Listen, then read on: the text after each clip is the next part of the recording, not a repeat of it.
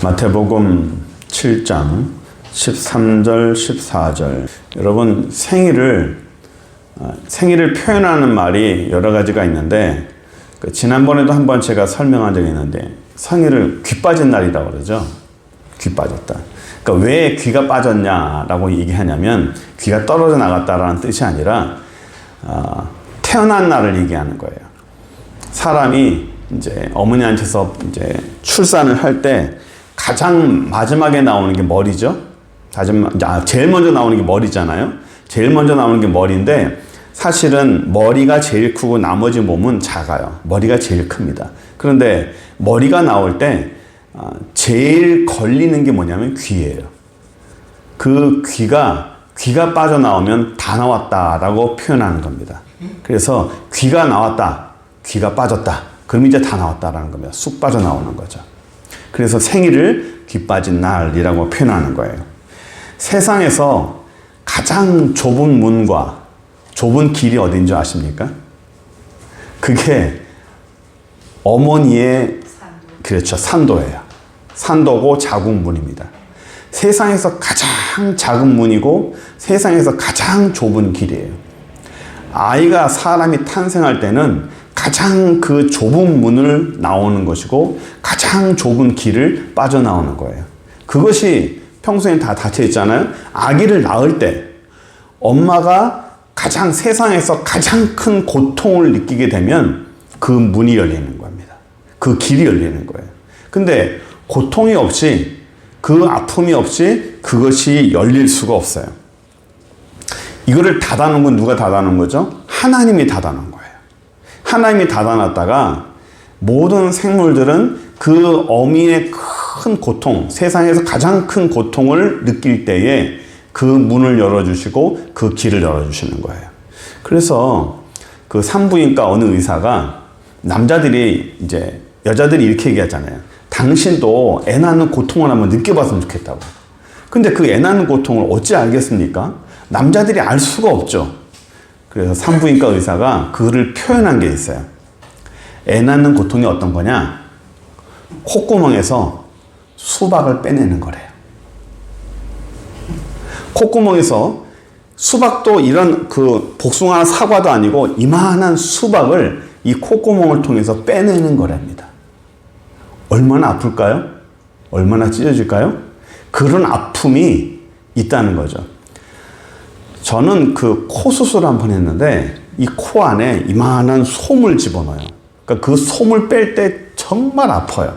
잠깐 한 2초, 3초도 안 걸려요. 금방 빼는데 그 빠질 때의 그 2초의 그 아픔이 너무 아파요. 그래서 솜 뺐는데 너무 아파가지고 이거 2번은 못하겠다. 알고는 못하겠다 할 정도였어요. 그 잠깐 2초인데. 근데 이 여자분들은 아이 낳을 때 보통 그 산고의 고통을 얼마나 겪죠? 기본이 10시간, 12시간. 네.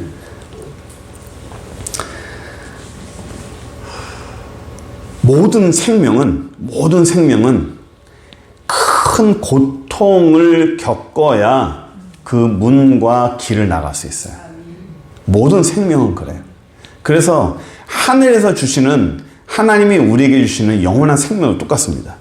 예수님께서 가장 큰 고통과 큰 고통을 겪어야만이 다른 사람이 사는 거예요. 내가 고통을 겪어야 저 사람이 사는 거고, 부모가 고통을 겪어야 자식이 사는 거예요. 뭐든지 다른 사람이 고통을 겪어야 또 다른 사람이 살아나는 것이 하나님 나라의 생명의 방식입니다. 그래서 오늘은 이 좁은 문, 좁은 길에 대해서 좀 보려고 그래요. 좁은 문이 뭔지. 예수님께서 자꾸만 좁은 문으로 들어가라 하는데, 어머니의 그런 자궁문처럼 아주 그런 좁은 길인지 어떤 건지 한번 우리가 좀 보려고 합니다. 좁은 문이라는 게 뭘까? 첫 번째는 뭐냐면, 우리가 좁은 문으로 들어가라 할 때, 그전에도 제가 말씀드렸지만, 예수 믿는 사람은, 하나님 나라는 세상 사람들이 다 선택하는 걸 선택하지 않아요. 모든 사람들이 넓은 길을 선택하면 그거를 선택하지 않습니다. 오늘 본문 한번 볼까요? 13절 보세요. 좁은 문으로 들어가라. 멸망으로 인도하는 문은 크고 그 길이 넓어 들어가는 자가 많다. 정말 많은 사람들이 선택하는 것은 넓은 문이에요. 넓은 길입니다. 그런데 그 넓은 문과 넓은 길은 사람들이 많이 간다고 해서 그것이 옳은 것이 아니다. 하나님 나라의 생명의 문은 좁다. 그리고 하나님 나라의 생명의 길은 작고 힘든 것이다. 그래서 많은 사람들이 가는 것을 그것이 옳다고 생각하지 말고 하나님 나라는 그들이 다른 것을 선택하는 것을 옳다고 말씀하시는 거예요. 그래서 옛날에요, 제가 아는 어떤 분이 있어요. 이분은 세속적인 것을 무조건 차단합니다. 세속적인 것. 그래서 하나님 나라에 반대되는 육신적인 것을 무조건 차단해요. 어떻게든 영적으로 사는 사람이고, 또 하나는 종말을 준비하는 분이에요. 주님이 오실 날이 얼마 안 남았다. 지금부터 무조건 주님 오실 날만 기대하면서 그냥 주님 오시기만 기대하고 그냥 모든 걸 다 차단시키고 그렇게 살아요. 어느 정도까지 사냐면 먹는 것도, 이 씹는 것도 강력하게, 너무 강하게 씹는 것은 싸우는 것이다. 너무 강하게 씹는 것도 그거는 사람이 육신의 힘이다 해가지고 고기를 먹지 않아요. 딱딱한 걸 먹지 않아요. 항상 부드러운 건 먹어요. 그리고 살아있는 생명이 있는 거는 절대 먹지 않아요. 그래서 이 육식을 절대 먹지 않고 오직 채식만 하는데, 채식도 아주 부드러운 것만 먹어요. 왜? 내 육신이 욕심을 갖지 않으려고. 그렇게 해서 살아요. 그 종말만 준비하고 삽니다. 내일 당장 주님이 오실 것처럼 오늘의 모든 것들을 다 차단하고 그렇게 살았어요. 움직이지도 않고 그냥 오로지 찬송하고 기도하고 그렇게만 살았어요. 그분이 저기 남해안에 어느 섬에 가셨는데 지금은 돌아가셨어요. 어떻게 돌아가셨냐면, 씻는 거를 너무 안 하다 보니까 치아 전부 다 빠져버렸어요. 치아는 씹고 강력하게 씹을수록 이 치아가 강력해지고 뿌리가 있는데, 씹는 연습을 안 하고 씹는 거를 전혀 안 하다 보니까 모든 치아가 통째로 다 빠져버렸어요.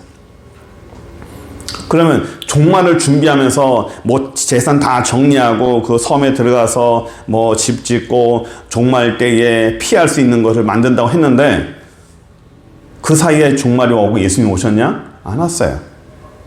그분은 돌아가셨고 거기에 있는 모든 건물들은 다 낡아서 다 쓰러지고 무너졌습니다.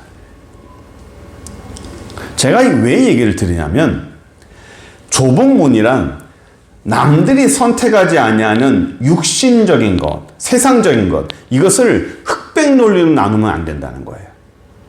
세상적인 건 무조건 악하고, 하나님에 관한 것은 무조건 선하고, 종말을 준비하는 것은 무조건 옳은 것이고, 세상적인 것 무엇이든 조금이라도 세상적인 것은 아예 악한 거로 생각해서 아예 차단시켜버리는 것은 안 좋다라는 거예요. 염세적인 것, 금욕적인 것, 이걸 말하는 게 아니라는 겁니다. 어느 분은 결혼도 아니라고 그래요. 결혼도 육신적인 거라 안 한다. 직장도 안 나간다. 왜? 직장 하려면 주일날 예배를 참석을 못하니까 직장을 안 간다는 거예요. 저희 때도 실제로 그런 분들이 많았습니다. 교회에서 그렇게 가르쳤어요. 주일날 직장 오라고 그런다? 사표 내라. 실제로 그랬어요.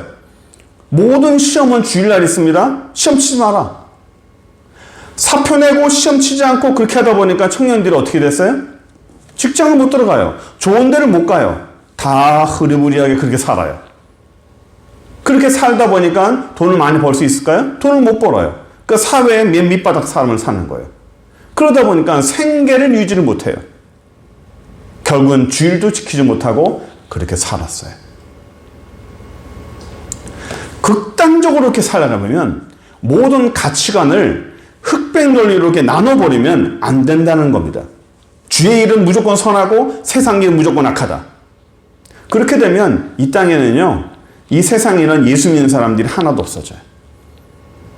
산속의 크리스찬을 주님께서 원하시는 게 아닙니다. 너희가 좁은 문으로 가라. 이 세상에 모든 사람들이 선택하는 것이 아니라 남들이 선택하지 아니하는 힘든 길을 선택해라. 그것이 꼭 세상과 단절되는 것만을 말하는 것은 아닙니다. 어떤 걸 선택할 때 주의를 선택하는 거 맞아요. 그러나 그것이 세상권을 아예 단절시켜버리고 내가 이것만 하겠다. 그래 돼버리면 너무 편협해지는 겁니다. 그래서 목사님들도 책을 많이 읽어야 되는 이유가 뭐냐면 생각이 넓어져야 되는 거예요. 생각이 넓어져야 사람이 편협해지지 않아요. 신앙생활도 편협해지지 않는 겁니다. 어느 한쪽으로 치우치면 안 된다는 거예요. 어느 한쪽으로 치우치면. 그래서 좁은 문이라는 것은 주님께서 원하시는 좁은 문이란 우선순위를 말하는 것이지 차단시킨 게 아니라는 것을 먼저 알았으면 좋겠어요. 두 번째는 뭐냐면 좁은 문이라는 거는 제가 말하는 거는 본능이 아니라 선택을 말하는 거예요. 이게 뭐냐면 시편 1편에 이런 말씀이 있어요. 복 있는 사람은 이라고 해서 복 있는 사람은 세상을 쫓지 아니하고 항상 주님 원하시는 것인데 6절에 보면 이런 말씀이 있어요. 6절 보세요. 무릇 의인의 길은 여호와께서 인정하시나 악인의 길은 망한다. 의인의 길은 여호와께서 인정하시지만 악한 길은 망한다. 이 악한 길이라는 게 뭐냐면 넓은 문을 말하는 거예요. 넓은 길을 말합니다. 좁은 길이라는 의인의 길을 얘기하는 거예요. 문제는 뭐냐면 이 넓은 길과 좁은 길이 있을 때, 넓은 문과 좁은 문이 있을 때 하나님은 좁은 문과 좁은 길을 선택해라 라고 말씀하시지만 우리의 현실의 삶은요, 어느 게 더 편합니까? 좁은 길이 편해요? 넓은 길이 편해요? 넓은 길이 편해요. 그게 무난합니다. 무난해요. 세상 사람들이 다 옳다고 하는 게 대부분은 옳아요. 그게 옳습니다. 예를 들어서 시장에 나가거나 백화점 가거나 가전을 살 때요, 사람들이 저게 좋아 라고 입소문 나는 게 있어요. 입소문 나서 좋다라고 사람들이 평가하면 그 사람들이 대체적으로 평가한 걸 사면 실패할 일은 거의 없어요. 왜냐하면 모든 사람들이 검증이 된 거기 때문에. 그래서 실패할 일은 없어요. 그러니까 남들이 다 하는 거를 선택하는 거는요, 어렵지 않아요. 쉽습니다. 그런데 하나님의 나라는 하나님이 우리에게 선택하기 원하시는 것은 우리 일상생활에서 어떤 물건을 선택하거나 좋은 걸 선택하거나 음식을 선택하는 게 아니에요. 하나님이 우리에게 원하시는 것은 음식 선택하는 게 아니라 물건 선택하는 게 아니에요. 네가 좀 더 편할 거냐, 네가 좀 더 맛있을 거냐, 인생을 좀 더 편하게 살 거냐, 좀 더 맛있는 걸 선택할 거냐, 이런 기호의 문제가 아니라 하나님 나라에서 하나님 나라를 선택할 것이냐, 사단의 나라를 선택할 것이냐, 하나님 것과 사람의 것과 그 어떤 걸 선택할 것이냐에 대한 그런 갈등의 문제예요. 이 땅의 것을 선택할 때는 육신의 것이고 하나님 나라를 선택하는 것은 하나님 원하시는 좁은 문에 대한 것인데, 그럼 과연 뭘 선택할 것이냐. 그러니까 세상의 것은요, 대부분 다 흘러가요. 흘러갑니다. 흘러가는 것은 육신적으로 흘러가는 거예요. 육신이 흘러가는 것은 모든 사람들이, 세상의 모든 물은 전체가 다 세상에 흘러갑니다. 흘러갈 때 하나님이 우리에게 원하는 거는 흘러가는 대로 내버려 두지 말라는 거예요. 본능이 뭐냐면요, 본능대로 살지 말라는 게 뭐냐면 그냥 가만히 있어도 자연스럽게 선택하는 거를 본능이라고 그래요. 누가 뭐라지 않고 배고플 때 먹고 자고 싶을 때 자고 하고 싶을 때 하고, 이걸 본능이라고 그러죠. 그런데 하나님은 우리에게 원하는 거는 본능대로 하지 말아라. 먹고 싶어? 먹고 싶을 때 막 먹고, 자고 싶을 때 막 자고, 하기 싫을 때 하기 싫고 안 하고, 이렇게 살면 어떻게 돼요? 본능대로 살면 그 사람은 반드시 망해요. 쉬고 싶을 때 쉬고, 자고 싶을 때 자고, 먹고 싶을 때 먹고, 그렇게 하면 그 사람은 반드시 망해요. 사람은 항상 쉬고 싶어요. 항상 눕고 싶어요. 항상 먹고 싶고 항상 편하게 살고 싶어요. 그것이 사람의 본능이에요. 그런데 육신대로 살면 그 삶은 반드시 망하잖아요. 너 육신대로 살 수 있느냐? 그럴 수 없다라는 거예요. 그러니까 세상 사람들이 다 말하는 것이, 본능대로 말하는 것이 꼭 옳지 않다는 거예요. 내가 어떤 의지를 가지고 이 좁은 문이라는 것은 내가 의지를 가지고 선택하는 거예요. 제가 자주 말씀드리지만 우리 아이들한테 얘기하지만 어떤 것을 선택할 때 희소성을 선택해라. 그리고 희소성, 좀 흔하지 않는 것, 희소 가치가 있는 걸 선택해라. 그리고 드물지만 희소성이 있지만 그게 희소성이 있을 만큼의 가치성이 분명히 있느냐, 그걸 선택해라. 그래서 어떤 걸 선택할 때는 희소성과 가치성을 선택하라고 제가 항상 입버릇처럼 얘기해요. 좁은 문이라는 것은 그 희소성과 가치성입니다. 남들이 선택하지 않은 희소성이 있어요. 그런데 그 희소성이 남들이 선택하지 않으니까 그만큼의 가치가 없는 것이라면 그건 안 되는 거죠. 하지만 하나님이 원하시고 주님께서 보증하시는 거라면 그만큼의 가치성은 있는 거예요. 그 희소성과 가치성이라는 것은 어떤 걸 선택할 때 상당히 중요한 거예요. 그럼 좁은 문이라는 게 뭔지 또 하나 얘기할게요. 이건 뭐냐면 인기, 대중적인 것. 모든 사람들이 선택하는 것에 대해서 대중적인 것에 끌리지 말라는 겁니다.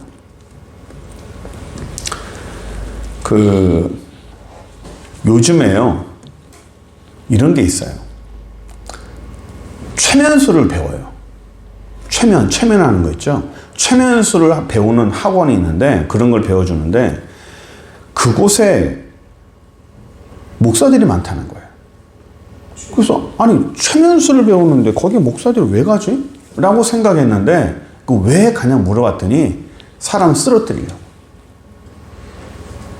기도해서 사람이 뒤로 막 넘어가고 쓰러지는 게 교회가 부흥이 된다는 거예요.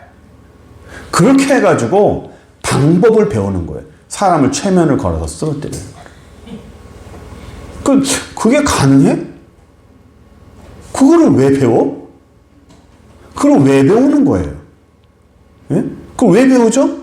자기도 하고 싶은 겁니다. 그렇게 해서 사람들한테 기도에 쓰러지면 자기 능력이 있다고 해서 사람들이 소문나서 교회가 부흥이 될까 봐.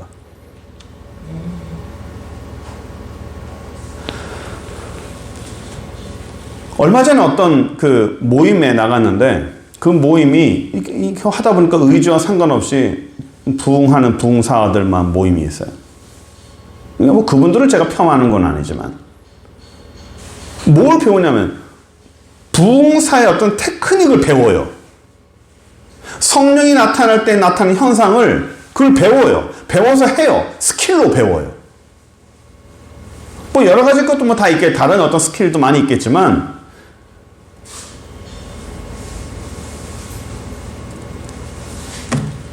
예배 드릴 때 우리가 자연스럽게 하는 것을 그걸 배워요.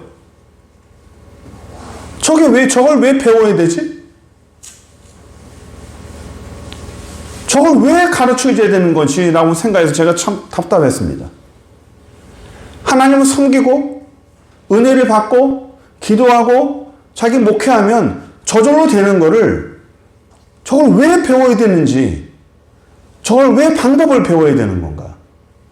왜 그럴까요? 대중적인 인기를 얻으려고요. 무언가 사람들이 좋아하는 무언가를 하기 위해서.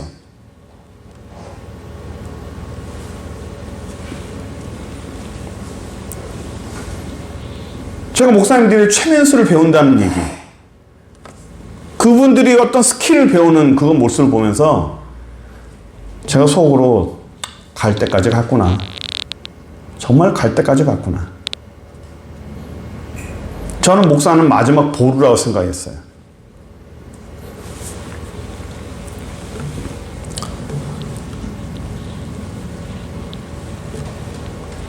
무언가 좀 대중적으로 뭔가를 하려고 그러고, 뭔가 좀 인기를 얻으려고 그러고. 예수님은요, 사람들한테 인기를 얻고 대중적인 걸 피했어요. 예수님께서 오병이어 사건을 벌이실 때 떡 5개와 물고기 2마리로 5,000명을 먹이실 때요, 사람들이 어떻게 했냐면 예수님을 왕으로 옹립하려고 했어요. 그 5,000명을 다 배불리 먹고 난 다음에 사람들이 무슨 생각이 들었냐면, 야, 이분이 떡 5개와 물고기 2마리로 5,000명을 먹였는데 그것도 배불리 먹였다? 이제 이분 하나면 우리는 다시는 배고플 일 없다. 이분이 바로 하늘에서 내려온 메시아구나 해서 그분을 예수님을 왕으로 옹립하려고 그랬어요. 사람들이 꽉 모여가지고 예수님을 옹립하려고 막 했는데 예수님이 어떻게 했어요? 피했어요. 도망갔어요. 사람들이 없는 곳으로 도망갔어요. 그 이후 제자들뿐만 아니라 사람들이요 얼마나 몰려들었는지 몰라요. 예수님 왕으로 옹립하려고. 이분만 우리의 메시아로 왕으로 옹립하면 우리는 다시는 배고플 일이 없다는 거예요. 오늘날은 우린 모르죠. 옛날에는요 굶는 게 예사였어요.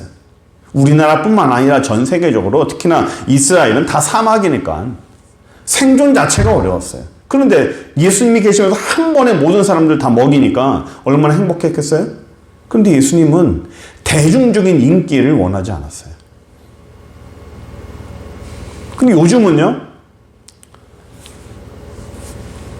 유튜브라는 걸 통해서도 대중적인 인기를 얻어요. 무언가 좀 조회수를 많이 올리고 구독자를 많이 얻게 하려고 굉장히 자극적인 말을 많이 하고 자극적이고 뭔가 사람들에게 인기 얻을 만한 그런 거에 많이 편승을 합니다. 그러니까 간혹 보면서 이분이 왜 이런 얘기를 굳이 하지? 왜 이렇게 하지? 목사가 왜 이렇게까지 하지? 왜요? 무언가를 얻으려고 하는 거예요. 저도 설교를 하고 올려요. 근데 요즘은 메일을 안 보냅니다. 왜냐하면 내가 이걸 왜 보내는가? 한편으로는 다른 사람들이 뭐 구독자 많으면 좋고 뭐 조회수 많으면 좋지 않느냐? 많으면 뭐 할 거예요? 그 숫자가 많으면 뭐 할 겁니까? 물론 보람은 있겠죠. 그런데 우리 하나님께서 원하시는 것은 그런 대중적인 게 아니에요. 어쩔 때는 저도 외로울 때가 있어요. 내가 여기서 소리친다고, 내가 얘기한다고 세상이 변하나? 응? 한국에서, 그것도 서울도 아니고 부산에서 저 구석에서, 그것도 작은 교회에서 몇 명 안 되는 데서 소리친다고 세상이 변하나? 어떨 때는 허탈한 마음이 들 때가 있어요. 그래도 하라니까 하는 거예요. 인기에 응합하지 않고 대중적이지 않아도 하나님께서 좁은 길을 선택하라 하니까 그 길을 가려는 겁니다. 또 하나는 뭐냐면 이 좁은 길이라는 게 남들이 선택하지 아니하는 쉬운 길이 아닌 어려운 길을 선택하라는 거예요.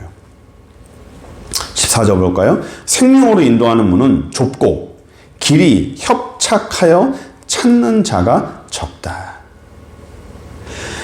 찾는 사람도 별로 없고 길이 협착하고 가는 길도 쉽지 않아요. 그러니까 그 길을 누가 선택하겠어요? 잘 선택 안 합니다. 예수님이 가는 길도 우리도 넓은 길이 아니에요. 쉬운 길이 아닙니다.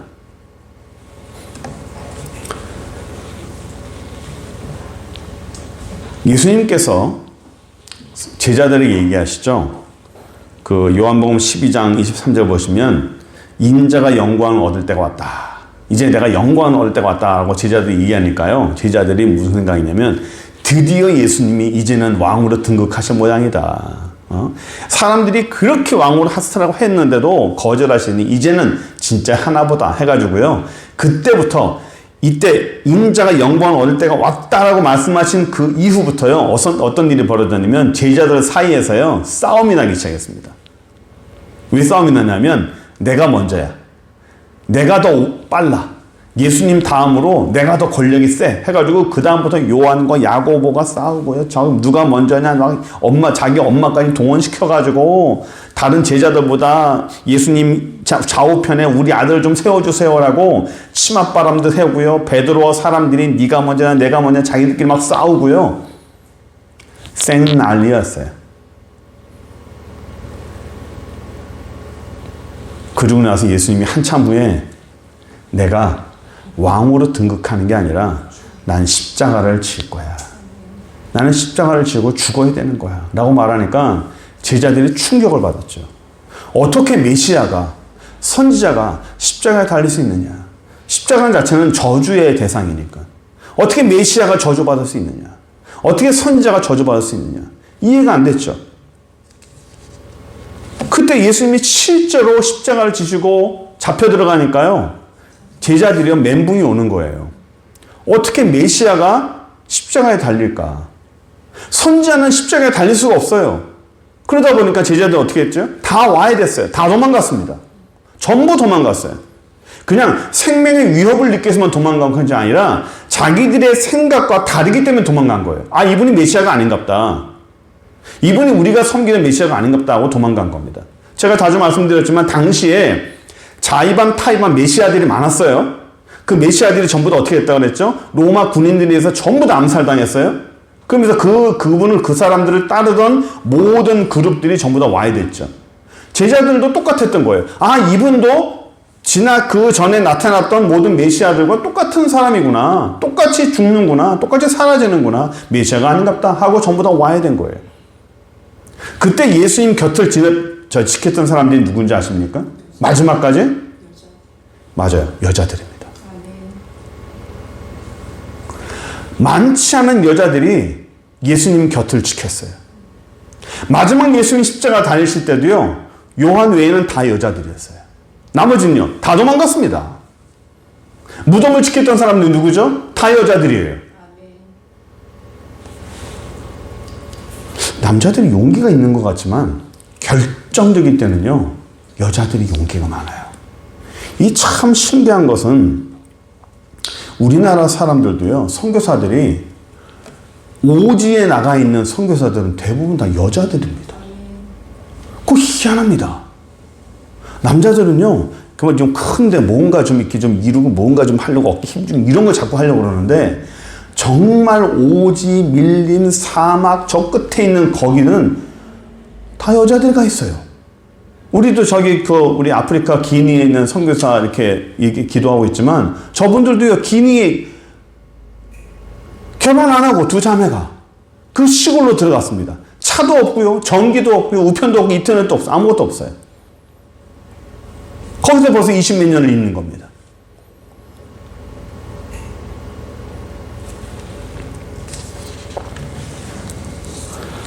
많은 사람이 필요하지 않죠. 결정적인 힘 있는 용기 있는 사람이 마지막에 좁은 길을 가는 거라고 생각합니다. 모든 사람들이 통과하는 그런 축복의 자리가 아니라 많진 않지만 저는 마지막 종말 때에도 하나님이 여러 사람을 원하지 않는다고 생각해요.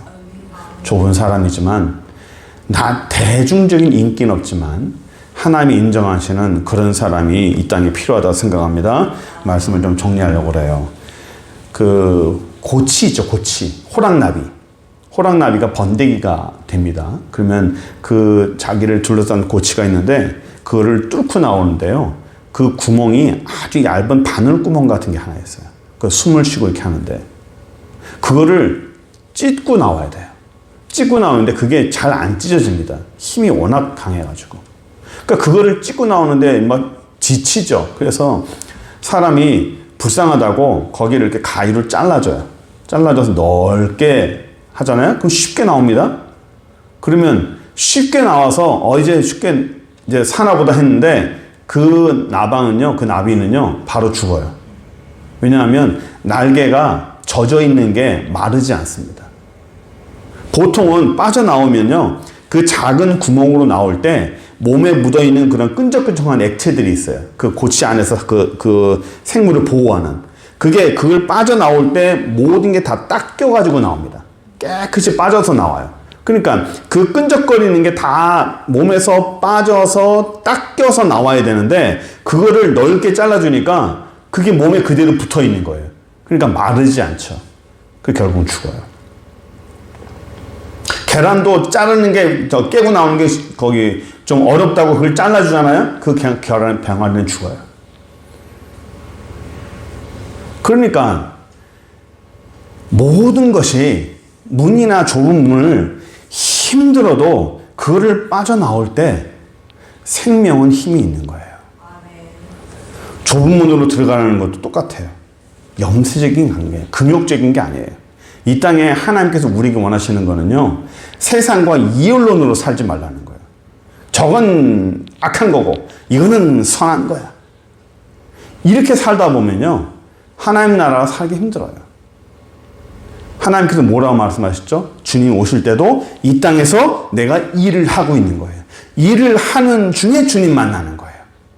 빨래하는 중에 주님 만나고 밭에서 일을 하는 중에 주님 만나는 것이고 그러는 거예요. 그냥 구석에 들어가서 산에 들어가서 주님 만나길 기다리고 그렇게 사는 게 아니에요. 조부모는 아까 얘기했지만 본능이 아니에요. 본능을 거스리는 것이고 하나님이 원하시는 걸 선택하는 겁니다. 또 하나는 희소성과 가치성이 있는 걸로 대중적이지 않고 인기를 따라가지 않는 겁니다.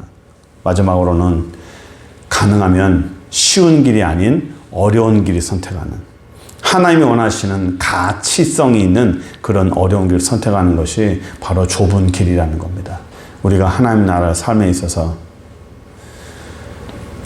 마지막 때를 갈수록 더 어려워질 거예요. 하지만 우리가 편한 길이 아니라 하나님 원하시는 좁은 길이라도 그 길을 빠져나오면서 우리가 영적으로 영육이 건강한 귀한 영혼 되길 간절히 바랍니다. 기도하겠습니다.